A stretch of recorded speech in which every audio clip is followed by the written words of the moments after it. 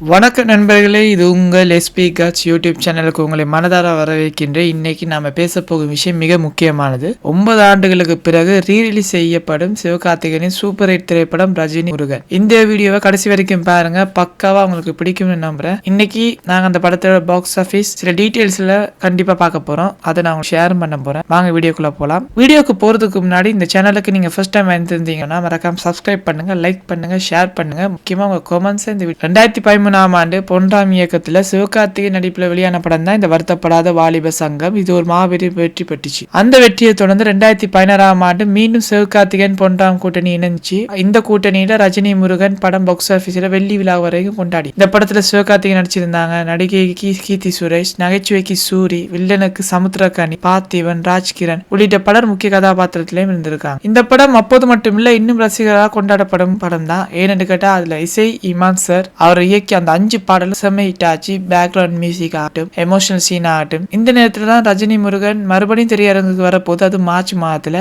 இது சிவகார்த்திகேயன் ரசிகர்களுக்கு, அதுவும் விசுவாசமான ரசிகர்களுக்கு ஒரு ஹாப்பி நியூஸா இருக்க போகுது. சமீப காலமாக ரீரிலீஸ் செய்யப்படும் கலாச்சாரமாக சில படங்கள் மாறி வருது. முன்பு வெளியான சூப்பர் ஹிட் படங்கள் மறுபடியும் திரையரங்குக்கு ரீரிலீஸ் செய்யும் போது அது ரசிகர்களுக்கு உற்சாகத்தை சொல்ல போனா ஜில்லா, துப்பாக்கி, பாகுபலி ஆகிய திரைப்படங்களும் ரீரிலீஸ் செய்யப்பட்டு அது மிகப்பெரிய வரவேற்பையும் பெற்றுச்சு. கில்லி படம் கூட தான் அந்த ரீரிலீஸ் செக்ஷன்ல அதிக பட்ஜெட் திருப்பி அதிக பாக்ஸ் ஆபீஸ் அடிச்சுன்னு சொல்லலாம். இப்போது அந்த லிஸ்ட்ல சிவகார்த்திகேயன் இணைஞ்சிருக்காரு. ஆமாங்க, ரஜினி முருகன் திருப்பி ரீரிலீஸ் ஆகுது மார்ச் மாதம். மறக்காம இதை நோட் பண்ணி அதை மீண்டும் நாங்க அந்த படத்தை பார்க்கலாம். நீங்களும் இதை கொண்டாட தயாரா இருக்கீங்களா guys? முக்கியமான தகவலை நான் உங்களுக்கு சொல்ல வந்திருக்கேன். ரஜினி முருகன் திரையரங்குல வெளியான போது, அதாவது 2016 ஆண்டு கிட்டத்தட்ட 55 கோடி பாக்ஸ் ஆபீஸ் அடிச்சிருக்கு. இது சிவகார்த்திகேயன் கேரியர்ல மிகப்பெரிய ஒரு டேர்னிங் பாயிண்ட் கூட சொல்லலாம். சிவகார்த்திகேயன் கேரியர் தமிழ்நாட்டுல மட்டும் 35 கோடியும், வெளிநாட்டை சுத்தி 10 கோடியும், சேட்டலைட் அண்ட் ஓடிடி ரைட்ஸ் சேர்த்து 10 கோடி சேர்த்து 55 கோடி லாபம். கேமரா, பிலிமோகிராஃபி, கதைகளைப்பான கதை,